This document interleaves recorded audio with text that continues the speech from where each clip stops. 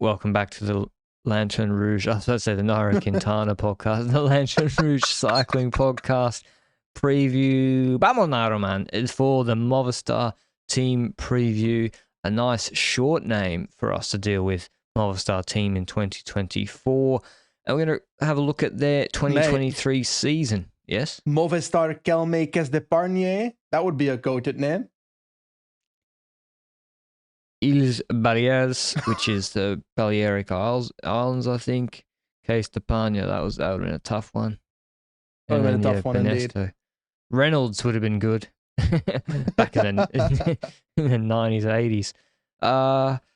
2023 for Movistar. I think an okay year. That's my assessment of it. An okay year overall with a lot of other riders performing that I'm maybe better than I expected, but with Enrique Mas unfortunately not performing as they hoped in the big Grand Tours with crashes and his level overall. But how was their season by the numbers, Benji? 3 World Tour wins. 2 of the 3 are Aina Rubio. 66% of the Movistar victories in World Tour are Aina Rubio. So 3 World Tours, 16 total victories. First, let's start off with the most important rider, the UCI point merchant of the team, because it's important. 1,562 UCI points without winning a single race. Alex, the descending guru, Aramburu, he's back in town. He just can't win because he rides pretty stupid in the finals of races. Was it Bernocchi? Jorgensen's the points leader. Yeah, but Aramburu does only UCI. He's gone, Dude, okay? That Bernocchi last 2Ks from Aramburu was so bad. It was... It's as if Valverde was already DS in the car. Well, yeah, probably he's been teaching him for the last 3 years when he's on the team. He's like, what you want to do is the first guy at 1K to go, he actually wins morally. So, don't worry when they come around you. So yeah, Aramburu, he actually was good. He scored points. Points are important. Rubio, I really do remember. I remember both his wins. First, the one on Jebel Jais was particularly memorable because they tried something different, and it's actually one of the most unique wins this year. In that, from the peloton on a mountaintop finish, he got a full, almost sprint lead out on a flatter section from Albert Torres, who's like usually a lead out guy, to create the separation for the 55 kilo climber, who then was able to go on with it later when the gap was already created by Torres. I think that was really good tactics. A mountain dog buddy? Yeah, it was like that. So kudos to them for that. I think that was a really nice move and well planned and executed. And then I remember his second win in the Giro because that was when Pinot threw all the toys out the tantrum because he rode really, really badly and then they mugged him. So yeah, good on Aina Rubio. What are your other highlights from them this year, Benji? Jorgensen was definitely one of the riders, as in second at Romandy, winning Oman plus stage there, but also his classics. I recall him being sent forward in the likes of RVV, being in that front group, but also in E3 top 10 together with Caja. No, not with Caja Rural, that's not a rider. Garcia Cortina, basically the same thing. Lascano, Tours de Vlaanderen, is one of those things that was legendary, with Christoph in the break ahead, then actually still being to deliver a second spot in that race afterwards. That's legendary. Those are like the main things, to be honest, that I remember. And it's shocking to me how many other riders won races as well at Movistar that I didn't remember. Mühlberger won 2 stages at the pro level, Deutschland Tour and Alps. Guerrero, next to Jorgensen winning Oman, he won Saudi Tour plus a stage. Serrano won the GP Wallonie. I forgot Serrano and the GP Wallonie existed.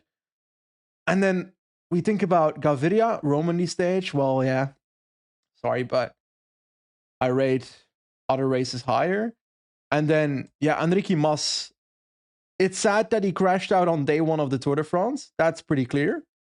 Yeah, Do you reckon we might have seen a very different outcome to the year for Enrique Mas if he didn't crash out on stage 1 of the Tour de France? Because stage 1 is a pretty bad day to crash out. You can't prove anything then. Because also, if you're really banged up, it's tough to prepare for the Vuelta. Also, physically, you've just done this huge peak for the Tour. That's really tough. So, yeah, not ideal, obviously, to crash out of your main goal of the season on day one, especially with a Grand Depart in the Basque Country. So, yeah, I'm obviously an Enrique Mas guy, but not his best year overall, I think. And he is that Grand Tour guy. Like, he needs the Grand Tours to really perform.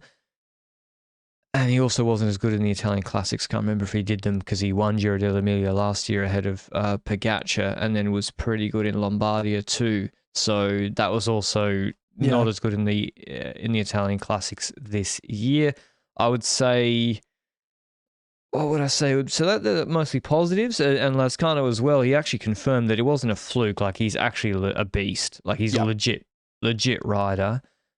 What would I say would be the negatives? I don't know. Jorgensen leaving. Yeah, that's a big one. Probably, there's a lot of guys on their team who probably just not performing with Sosa at all, not getting anything out of Abner Gonzalez. Garcia Cortina, I think, didn't have a very good year. And so they had a lot of filler on the team. But yeah, onto their transfers, that's the big one, Benji. Jorgensen, their best classics rider, their best overall rider, all-round rider, leaving. I think that's a big blow for them.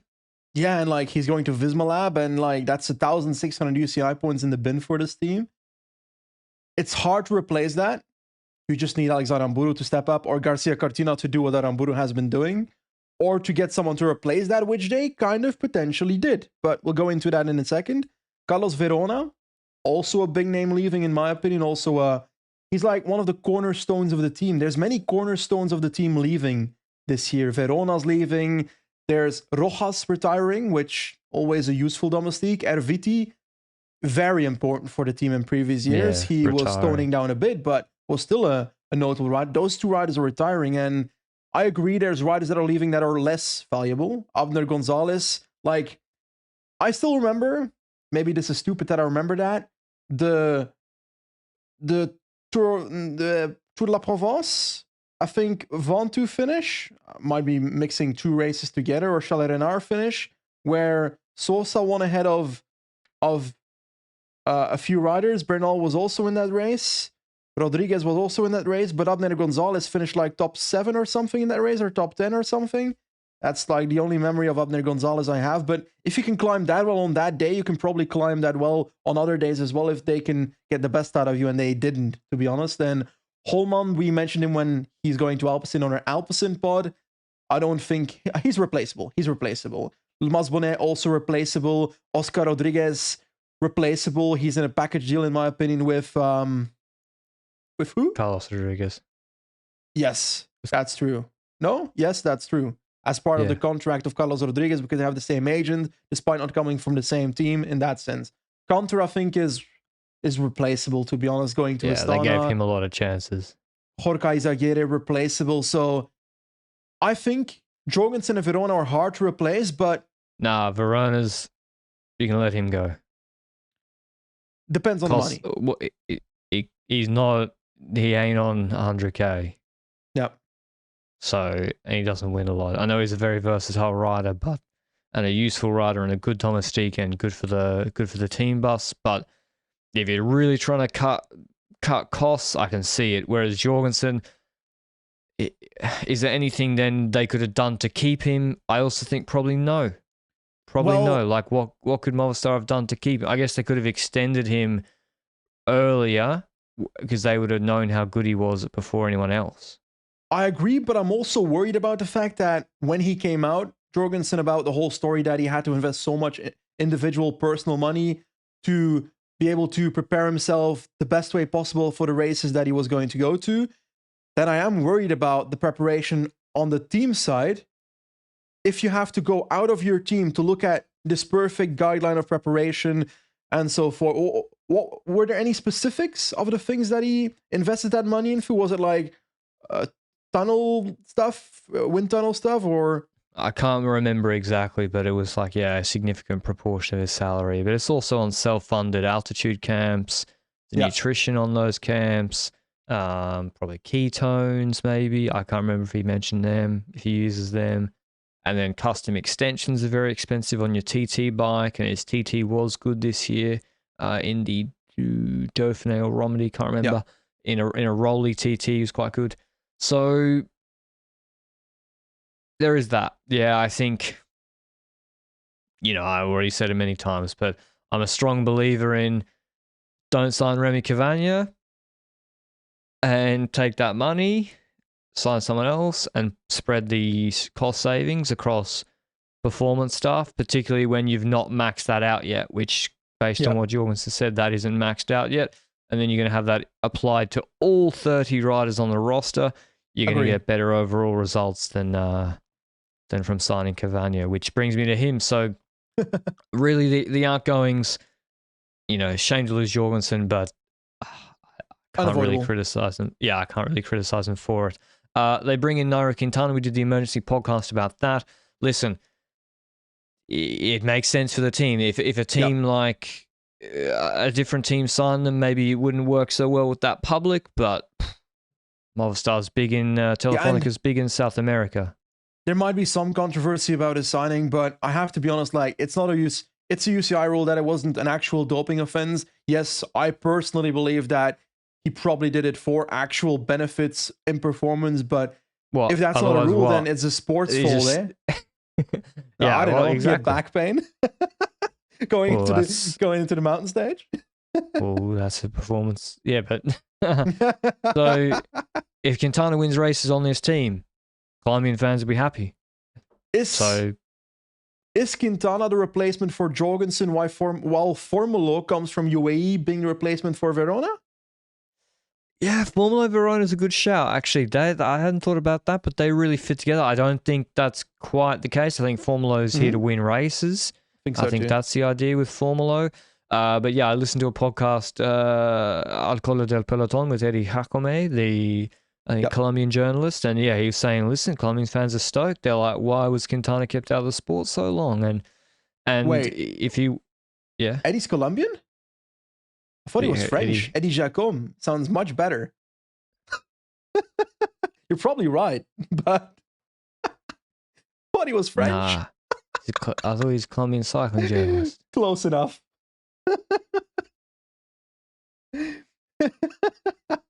Anyway, if I was listening to him in French, then my French has improved more than my Spanish. No biggie. So that's the two sort of marquee signings, neither of whom are Spanish, or Hispanophones rather, because Quintana has obviously been on the team before. We've already discussed it at length. Go and listen to that emergency podcast if you want us to discuss Quintana for 20 minutes. But yeah, I think that was I think on balance, a good signing for them, and they're probably getting a discount. The two that aren't Hispanophones are Formolo and Cavagna. A French rider on Movistar is quite unusual, coming from UAE and Quickstep. Formolo, I do kind of see it, because I think he's still a very good rider. 3-year deal is long. He is 31 now, and he's not as good as he was in 2018-19, but he still won 2 races at the end of the year and racked up a fair few points at the end of the year, was good in Saudi, and a lot of the year he's a domestique, and I think it's not a bad signing. The Cavagna one, I think, is a bad signing. Yep, I think so too. I feel like when I think about that signing, I think about the old Castroviejo at Movistar, as in the more time trial focused Castroviejo, not the full domestique Castroviejo we currently have. When he was riding for that team, that felt very similar, together with, what's that the other Italian dude? Adriano Malori or someone Malori? I feel like he was also in that team, and it feels like that kind of vibe I'm getting from this, which, I don't know, I don't see it doing that much, but hey, it's pretty funny to see. Do you believe Lefebvre? Do you believe Lefebvre when he said that they're signing Cavagna for the Cobble Classics? Honestly, I'd like to see Cavagna do Cobble Classics.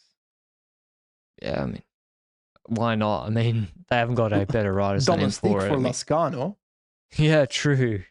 True, send him in. But he's on a 3-year deal as well. Listen, he's won 13 races. He's won a Vuelta stage back in 2019. But frankly, he's also a sort of a second-tier TT rider. And without that, the same TT setup at Movistar, his value's then decreased in that sense. So I don't really know what their plan is for him. And I dare say if he's gone to Movistar and he's eschewed all 4 of the other French teams, when he is a 28-year-old who's won a Grand Tour stage and is French, I dare say it's not particularly cheap. So that's not my favorite one maybe, but I do like their others actually quite a lot. Yeah. So Javier Romo, I was a big fan of Javier Romo. I really, really liked him actually, and I heard he was going to Cofidis. I think they've signed him on a 2-year. I think that's a fantastic signing. Frankly, when I heard the Cofidis rumor, I couldn't believe that Movistar hadn't got in there, because this guy's he was a triathlete, I think. Started cycling late. He's on Astana. Everyone on Astana's not performing well except Cav and a few others. And this guy's showing good flashes. At Burgos, he was a beast. In mountain stages too. Look at the groups he was in. If you look at, and you won't see it in his results, but go and watch the run-in to the Havalambre on stage 6 of the Vuelta. This guy was absolutely smashing, and he was good in 2022 as well. So I think that's a really, really good pickup, and I really like Romo. Same with Peleo Sanchez for Burgos. Biache, where he's come from, he was in the group with Remco. In fact, I think dropped Remco initially on the Guadarrama stage 20 of the Vuelta. So he's young. That's just a no-brainer to get a 23-year-old Spanish guy showing flashes like that. Yep, I agree. And not just them. Like, I like Peleo Sanchez transfer a lot, like you said. But even outside of that, I'm very curious in the other transfers. Like Carlos Canal coming from Moiscalte, that's one of those riders where I'm actually less known of his qualities. I only know the guy from Pro Cycling Manager, but he's the counter replacement that speaks Spanish. Spanish counter, I don't know, man. I'm not necessarily too hyped about it. Canter, yeah. There, I'm more interested in like what will a Manlio Moro become, because that dude is part of like the Quattro squad, the 4 squad from the Italian Team Pursuit with Ganna, with Milan, with Consoni. Oh, and then really? Him. Yeah. How did Movistar get him? European Championships World Tour team, I guess. Team Pursuit last year, I think, with those guys. He's 21. Yeah. Fuck me. Should have got him in the lead out for Koi. That's a good pickup. He's 21, 190 centimeters. And he's what? He's with Milan and Ganna. Milan, Ganna, and Consoni. Consoni is not necessarily the biggest hype, but fair enough. Well, good on Movistar. I really like their signings then, because I think they got Gaviria. He could slot in there. I mean, maybe he's focused on the Olympics this year, so we don't really see him too much after May.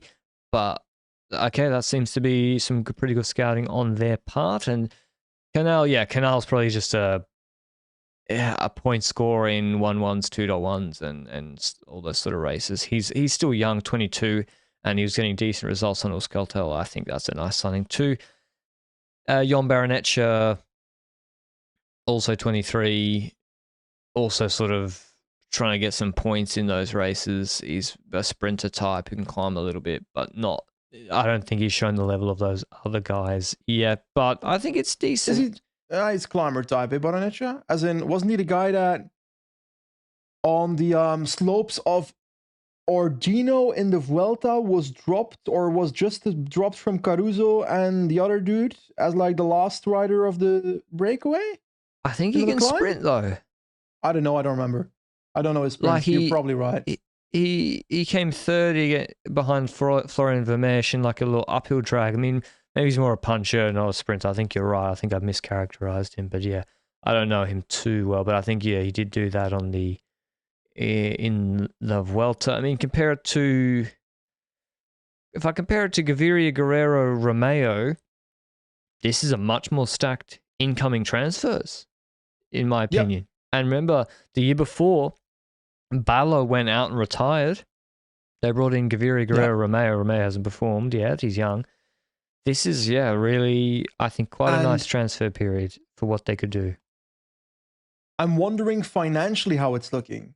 Because if you take a look at Jorgensen Lieven, of course, is saving on some money so you don't have to pay him. But what was the whole Carlos Rodriguez thing? Are they getting anything from that financially? Couple of mil. He was coming to them first, and Just then he wasn't. Couple of mil. Yeah. They didn't spend it on these riders. They might have. Maybe Quintana's been paid for through that. Averaged out across the years. Oh, so 1 year. Yeah, if they're paying Quintana 2 mil for 1 year, that's insane. I hope they're not doing that. Okay, that was their transfers. I think broadly we're quite positive on their transfers. Let's talk about the two-headed duo, the beasts, Quintana and Mas. What are we going to do with these two guys? Now that they've come in, it doesn't make sense to me to send them all to the same races. Correct. I think you try to split them as much as possible, but the Giro suits neither of them. I agree, but you still send Quintana to the Giro in my head, both to the Tour in my head, and Mas to the Vuelta. I guess we gotta wait for the Vuelta parcours shortly. I would do something different. I mean, Mas in the cold probably would disintegrate. It would just like the Avengers when the particles disappear. So Mas in 40 degrees is like, this is fun. So yeah, probably. And Quintana's proven in cold conditions. He's a proven performer. So not that it's might necessarily be freezing, but I think you're right. I think you just, because if you're trying to win a race, you're like, oh, if you're trying to really win the race, you say, well, there's too many TTKs, this suits me. But if you're trying to come fifth and maybe win a stage, you just race the race. And if you climb pretty well consistently, you'll come fifth in the Giro and you can win a stage. Like, there's not going to be, but that's a big assumption that Quintana is at that level on my part. Probably they'll be hoping for a top 10 at the Giro, frankly, and some decent results. And then to the TDF, I'm not sure I would send Quintana to the TDF. I'm not sure I would. Where does it go otherwise? What's happening during that time? Would you do Giro Vuelta double? Yeah, possibly. Depending on the parcours. I'd have to look at the Vuelta parcours first, but I guess you've got, the Isola stage suits him. Mm-hmm. You go for breakaways. He's not going to help Mas, so I think I wouldn't. Yeah, but he won't. He won't help Mas. If I was on a 1 year, I wouldn't either. I'd go on the breakaway every day. So I would send him probably to the Vuelta with Mas. What about classics? Is it Lazcano, Arambaru, Garcia Cortina, Jacobs, and Norsgaard? That's the list I have, to be honest. I don't have too much more to add to that. There's probably some riders in there that I'm skipping over that could be competing in these races. Hill Classics, I'm looking at Formolo, Mühlberger, Guerrero maybe as well. I find that intriguing. Do you send Mas to LBL? Meh. No. Not really. If I was Movistar, I would legit have Mas follow Vingegaard around. Do the same, everything. The entire same schedule. Why not? Just don't overthink it. What if you go to races where he's not and Pogacar is not and try to win them? 1 week. Because he won't. Because he won't. I'm just trying, okay. That would be what I would do if I was Movistar. Because both of them, Vingegaard's not good in the cold either, from what I can tell. Is there a GC equivalent of Bauhaus? Going to smaller races without the top riders to try and win? No, I'm not having this. Pogacar is not the GC equivalent of Bauhaus. GC equivalent of Bauhaus, who far... I mean, you got to be fucking good to win a World Tour race. Like, you look at who won the World Tour GC races this year. It's... You don't just rock up and win. It's serious guys. Like, Romedy Yates went there. I can't... who... Roglic, Evenepoel, Pogacar, Vingegaard, and then Kusa, like it's, I don't know who won Renewy Tour. Who the fuck won the Bingo Bongo Tour this year? Van der Poel won, but was a Belgium Tour. Renewy Tour. Who the fuck won that this year? I actually have Tim no Wellens. clue. You could have given me 10 guesses. That dude You're legit right. skipped from February all the way to August. Machichuk rode him off the road. In REV. It's true. Yeah. I forgot what we were talking about. Grand Tours, yeah. Man, we went so off track there. What podcast are we doing? Team Movistar Team. Yeah, I think you are right. Maybe they're trying to get a bit more points out of Enrique, try to get him to score in the 1 week races, Quintana as well, just get some points. And, this is a GC focused team historically. I think trying to win a Basque Country stage with Aaron Broe, like just send Aaron Broe to the right races. Yeah, Romandy, Catalunya. Yeah. And milk him absolutely for UCI points. Yeah. Canada, Renewy, Italian Classics before Lombardia, send him to all of them, and he'll score some points for you because he's a good rider, Aaron Broe, as much as I don't like to admit it. Maybe we're disrespecting Ina Rubio, aren't we? He won, as you said, 2/3 of their World Tour races. What do they do with Ina Rubio? Send him to 1 week races because he's clearly I'll send him to the winning. Tour. I would send him to the Tour, not Quintana, and I would have him target the Isola stage from the breakaway. He can win that. No. I'm sending him to all 3 Grand Tours for stages. And when he wins a stage, he can DNF. Poor bastard. Every time he wins a stage, he can DNF. Ina Rubio just mutant performance in Florence on stage 1 of the Tour. Out sprints Pogacar and Van Aert or whoever. Just go boom. Gives yellow, goes home. 3 week holiday in Colombia, baby. 1500 Goes back watts, for the 30 Vuelta, seconds. stage 3. Where's the Vuelta start? Lisbon. No, he wins the opening TT in Lisbon. Wins the opening flat TT. Smokes Josh Charling. Says, who the fuck is that? Ina Rubio. No, but I would send him. I think so. One of my hot takes: Ina Rubio wins Queen stage of the Tour, which is, I'm going to say, is the Isola stage. I think Ina Rubio wins that from the breakaway. Really good climb for him. And or can I have a saver on stage? Nah, stage 15. I don't think he'll win. I think Isola stage he looks really good for. And my other hot take is that Enrique Mas. I'm going to double down. Podiums the Tour. I think it's my new one. Enrique Mas podiums the Tour, and Movistar finish top 10. That's not really a hot take, but I think they finish top 10 in the ranking next year. Okay, they're 12th. I'll take it. It's not a hot take. Alex Aramburu scores 2,000 UCI points without winning a single race.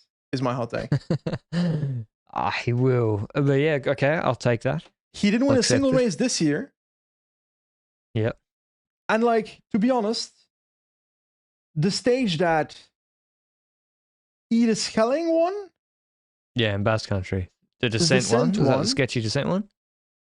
The fact that Aramburu did not win that is horrible. The fact that he can't win on that. The descent, no?